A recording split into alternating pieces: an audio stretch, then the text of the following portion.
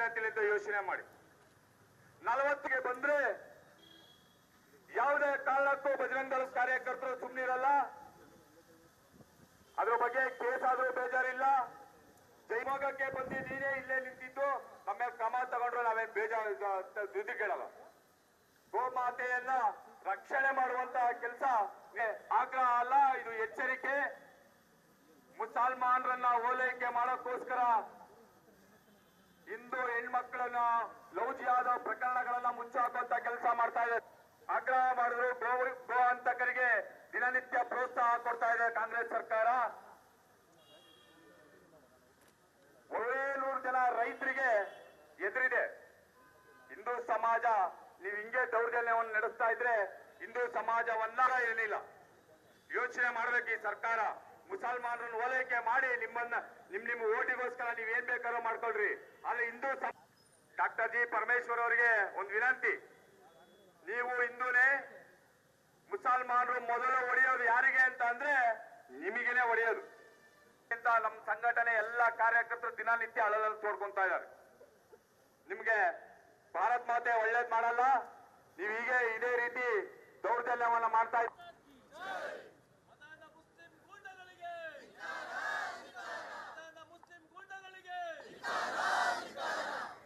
ದೇಶದ ಬೆನ್ನೆಲುಬು ಲೋಕಸಭಾ ಸಂಸದರು 2 ಮಾತುಗಳನ್ನು ಆಡಬೇಕಾಗಿ, ಹೋರಾಟಗಾರರನ್ನು ಉದ್ದೇಶಿಸಿ 2 ಮಾತುಗಳನ್ನು ಆಡಬೇಕಾಗಿ ವಿನಂತಿ. ಹಿಂದೂ ವಿರೋಧಿ ಕಾಂಗ್ರೆಸ್ ಸರ್ಕಾರಕ್ಕೆ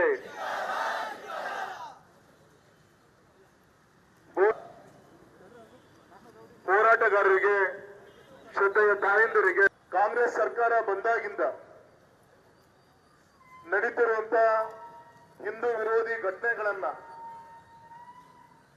ಒಂದೊಂದು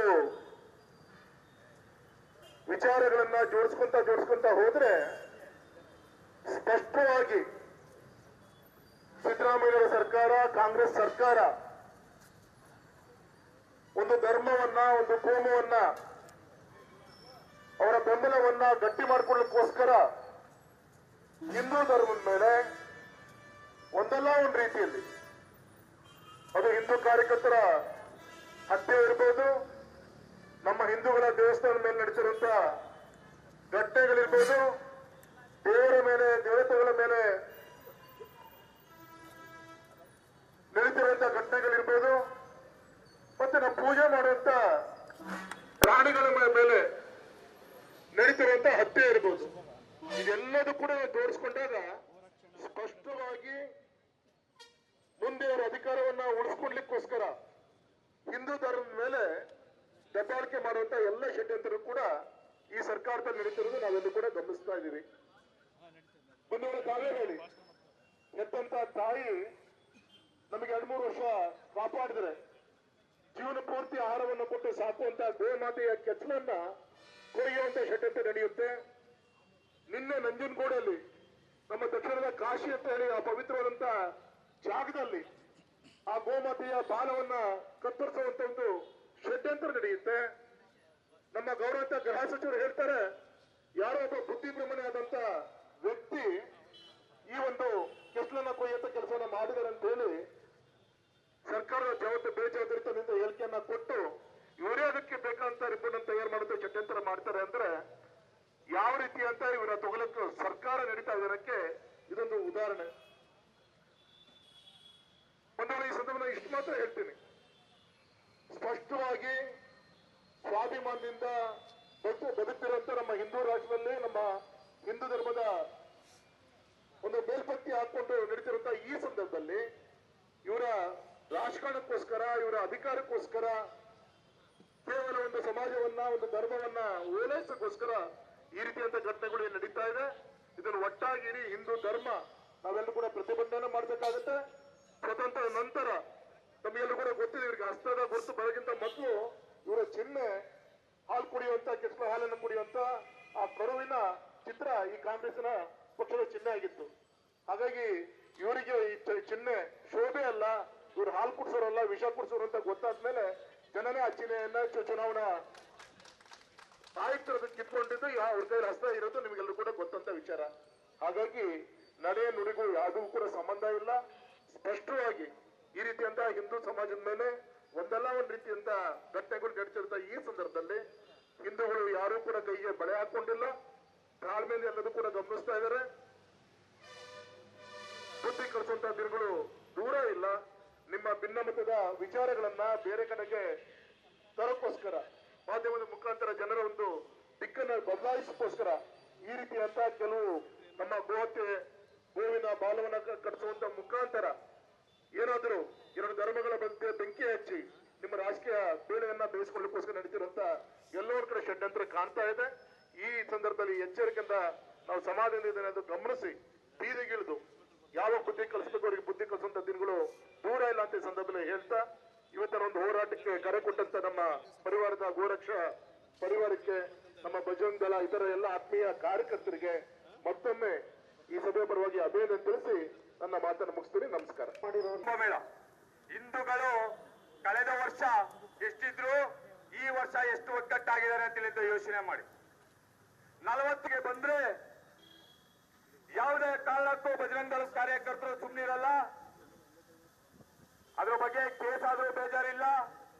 ಜೈಮೋಗಕ್ಕೆ ಬಂದು ನೀನೇ ಇಲ್ಲೇ ನಿಂತಿದ್ದು ನಮ್ಮ ಮೇಲೆ ಕ್ರಮ ತಗೊಂಡ್ರು ನಾವೇನ್ ಬೇಜಾರು ದುಡ್ಡು ಕೇಳಲ್ಲ. ಗೋಮಾತೆಯನ್ನ ರಕ್ಷಣೆ ಮಾಡುವಂತ ಕೆಲಸ ಆಗ್ರಹ ಅಲ್ಲ, ಇದು ಎಚ್ಚರಿಕೆ. ಮುಸಲ್ಮಾನರನ್ನ ಓಲೈಕೆ ಮಾಡೋಕ್ಕೋಸ್ಕರ ಹಿಂದೂ ಹೆಣ್ಮಕ್ಳನ್ನ ಲೌಜಿಯಾದ ಪ್ರಕರಣಗಳನ್ನ ಮುಚ್ಚಾಕುವಂತ ಕೆಲಸ ಮಾಡ್ತಾ ಇದೆ. ಆಗ್ರಹ ಮಾಡಿದ್ರು ಗೋ ಹಂತಕರಿಗೆ ದಿನನಿತ್ಯ ಪ್ರೋತ್ಸಾಹ ಕೊಡ್ತಾ ಇದೆ ಕಾಂಗ್ರೆಸ್ ಸರ್ಕಾರ. 700 ಜನ ರೈತರಿಗೆ ಎದುರಿದೆ. ಹಿಂದೂ ಸಮಾಜ ನೀವು ಹಿಂಗೆ ದೌರ್ಜನ್ಯವನ್ನು ನಡೆಸ್ತಾ ಇದ್ರೆ ಹಿಂದೂ ಸಮಾಜವನ್ನ ಇರಲಿಲ್ಲ. ಯೋಚನೆ ಮಾಡ್ಬೇಕು ಈ ಸರ್ಕಾರ. ಮುಸಲ್ಮಾನರನ್ನು ಓಲೈಕೆ ಮಾಡಿ ನಿಮ್ಮ ಓಟಿಗೋಸ್ಕರ ನೀವ್ ಏನ್ ಬೇಕಾದ್ರೂ ಮಾಡ್ಕೊಳ್ರಿ. ಆದ್ರೆ ಹಿಂದೂ ಡಾಕ್ಟರ್ ಜಿ ಪರಮೇಶ್ವರ್ ಅವರಿಗೆ ಒಂದು ವಿನಂತಿ, ನೀವು ಹಿಂದೂನೇ, ಮುಸಲ್ಮಾನರು ಮೊದಲು ಹೊಡೆಯೋದು ಯಾರಿಗೆ ಅಂತ ಅಂದ್ರೆ ನಿಮಗೇನೆ ಹೊಡೆಯೋದು ಅಂತ ನಮ್ಮ ಸಂಘಟನೆ ಎಲ್ಲ ಕಾರ್ಯಕರ್ತರು ದಿನನಿತ್ಯ ಅಳಲಲ್ಲಿ ತೋಡ್ಕೊಂತಾ ಇದ್ದಾರೆ. ನಿಮ್ಗೆ ಭಾರತ್ ಮಾತೆ ಒಳ್ಳೇದ್ ಮಾಡಲ್ಲ, ನೀವು ಹೀಗೆ ಇದೇ ರೀತಿ ದೌರ್ಜನ್ಯವನ್ನ ಮಾಡ್ತಾ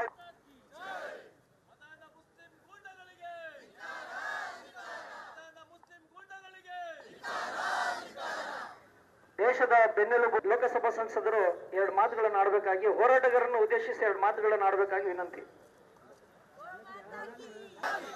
ಹಿಂದೂ ವಿರೋಧಿ ಕಾಂಗ್ರೆಸ್ ಸರ್ಕಾರಕ್ಕೆ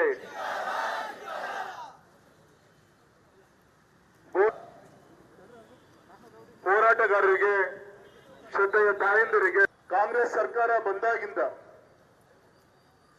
ನಡೀತಿರುವಂತ ಹಿಂದೂ ವಿರೋಧಿ ಘಟನೆಗಳನ್ನ ಒಂದೊಂದು ವಿಚಾರಗಳನ್ನ ಜೋಡಿಸ್ಕೊಂತ ಹೋದ್ರೆ ಸ್ಪಷ್ಟವಾಗಿ ಸಿದ್ದರಾಮಯ್ಯ ಸರ್ಕಾರ, ಕಾಂಗ್ರೆಸ್ ಸರ್ಕಾರ ಒಂದು ಧರ್ಮವನ್ನ, ಒಂದು ಕೋಮವನ್ನ, ಅವರ ಬೆಂಬಲವನ್ನ ಗಟ್ಟಿ ಮಾಡಿಕೊಳ್ಳೋಕ್ಕೋಸ್ಕರ ಹಿಂದೂ ಧರ್ಮದ ಮೇಲೆ ಒಂದಲ್ಲ ಒಂದು ರೀತಿಯಲ್ಲಿ, ಅದು ಹಿಂದೂ ಕಾರ್ಯಕರ್ತರ ಹತ್ಯೆ ಇರ್ಬೋದು, ನಮ್ಮ ಹಿಂದೂಗಳ ದೇವಸ್ಥಾನದ ಮೇಲೆ ನಡೀತಿರುವಂತ ಘಟನೆಗಳಿರ್ಬೋದು, ದೇವರ ಮೇಲೆ, ದೇವತೆಗಳ ಮೇಲೆ ನಡೀತಿರುವಂತ ಘಟನೆಗಳಿರ್ಬೋದು, ಮತ್ತೆ ನಾವು ಪೂಜೆ ಮಾಡುವಂತ ಪ್ರಾಣಿಗಳ ಮೇಲೆ ನಡೀತಿರುವಂತ ಹತ್ಯೆ ಇರ್ಬೋದು. ಇದೆಲ್ಲದೂ ಕೂಡ ಜೋಡಿಸ್ಕೊಂಡಾಗ ಸ್ಪಷ್ಟವಾಗಿ ಮುಂದೆ ಅವರ ಅಧಿಕಾರವನ್ನ ಉಳಿಸ್ಕೊಡ್ಲಿಕ್ಕೋಸ್ಕರ ಹಿಂದೂ ಧರ್ಮದ ಮೇಲೆ ದಬ್ಬಾಳಿಕೆ ಮಾಡುವಂತ ಎಲ್ಲ ಷಡ್ಯಂತ್ರ ಕೂಡ ಈ ಸರ್ಕಾರದಲ್ಲಿ ನಡೀತಿರೋದು ನಾವೆಲ್ಲೂ ಕೂಡ ಗಮನಿಸ್ತಾ ಇದ್ದೀವಿ. ಮುಂದೆ ತಾವೇ ಹೇಳಿ, ಎತ್ತಂತ ತಾಯಿ ನಮಗೆ 2-3 ವರ್ಷ ಕಾಪಾಡಿದ್ರೆ ಜೀವನ ಪೂರ್ತಿ ಆಹಾರವನ್ನು ಕೊಟ್ಟು ಸಾಕುವಂತ ಗೋಮಾತೆಯ ಕೆಚ್ಚಲನ್ನ ಕೊರೆಯುವಂತ ಷಡ್ಯಂತ್ರ ನಡೆಯುತ್ತೆ. ನಿನ್ನೆ ನಂಜನಗೂಡಲ್ಲಿ, ನಮ್ಮ ದಕ್ಷಿಣದ ಕಾಶಿ ಅಂತ ಹೇಳಿ ಆ ಪವಿತ್ರವಾದಂತ ಜಾಗದಲ್ಲಿ ಆ ಗೋಮಾತೆಯ ಬಾಲವನ್ನ ಕತ್ತರಿಸುವಂತ ಒಂದು ಷಡ್ಯಂತ್ರ ನಡೆಯುತ್ತೆ.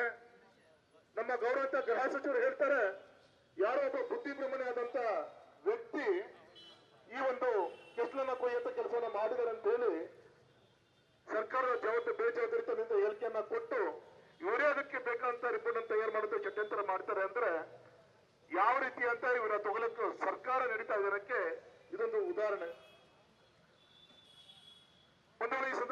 ಮಾತ್ರ ಹೇಳ್ತೀನಿ, ಸ್ಪಷ್ಟವಾಗಿ ಸ್ವಾಭಿಮಾನದಿಂದ ಬದುಕ್ತಿರುವಂತ ನಮ್ಮ ಹಿಂದೂ ರಾಷ್ಟ್ರದಲ್ಲಿ ನಮ್ಮ ಹಿಂದೂ ಧರ್ಮದ ಒಂದು ಮೇಲ್ಪಟ್ಟಿ ಹಾಕೊಂಡು ನಡೀತಿರುವಂತ ಈ ಸಂದರ್ಭದಲ್ಲಿ ಇವರ ರಾಜಕಾರಣಕ್ಕೋಸ್ಕರ, ಇವರ ಅಧಿಕಾರಕ್ಕೋಸ್ಕರ, ಕೇವಲ ಒಂದು ಸಮಾಜವನ್ನ, ಒಂದು ಧರ್ಮವನ್ನ ಓಲೈಸಕ್ಕೋಸ್ಕರ ಈ ರೀತಿಯಂತ ಘಟನೆಗಳು ಏನ್ ನಡೀತಾ ಇದೆ.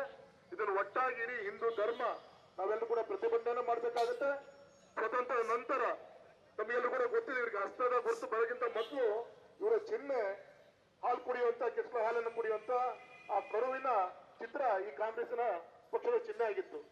ಹಾಗಾಗಿ ಇವರಿಗೆ ಈ ಚಿಹ್ನೆ ಶೋಭೆ ಅಲ್ಲ, ಇವರು ಹಾಲು ಕುಡಿಸೋರಲ್ಲ, ವಿಷ ಕುಡಿಸೋರು ಅಂತ ಗೊತ್ತಾದ್ಮೇಲೆ ಜನನೇ ಆ ಚಿಹ್ನೆಯನ್ನ ಚುನಾವಣಾ ಆಯುಕ್ತರ ಕಿತ್ಕೊಂಡಿದ್ದು ಅವ್ರ ಕೈಲಿ ಹಸ್ತ ಇರೋದು ನಿಮಗೆಲ್ಲರೂ ಕೂಡ ಗೊತ್ತಂತ ವಿಚಾರ. ಹಾಗಾಗಿ ನಡೆ ನುಡಿಗೂ ಯಾವುದೂ ಕೂಡ ಸಂಬಂಧ ಇಲ್ಲ. ಸ್ಪಷ್ಟವಾಗಿ ಈ ರೀತಿಯಂತ ಹಿಂದೂ ಸಮಾಜದ ಮೇಲೆ ಒಂದಲ್ಲ ಒಂದ್ ರೀತಿಯಂತ ಘಟನೆಗಳು ನಡೀತಿರ್ತ ಈ ಸಂದರ್ಭದಲ್ಲಿ ಹಿಂದೂಗಳು ಯಾರೂ ಕೂಡ ಕೈಗೆ ಬಳೆ ಹಾಕೊಂಡಿಲ್ಲ. ತಾಳ್ಮೆಯಲ್ಲಿ ಎಲ್ಲದೂ ಕೂಡ ಗಮನಿಸ್ತಾ ಇದ್ದಾರೆ. ಬುದ್ಧಿ ಕಲಿಸುವಂತ ದಿನಗಳು ದೂರ ಇಲ್ಲ.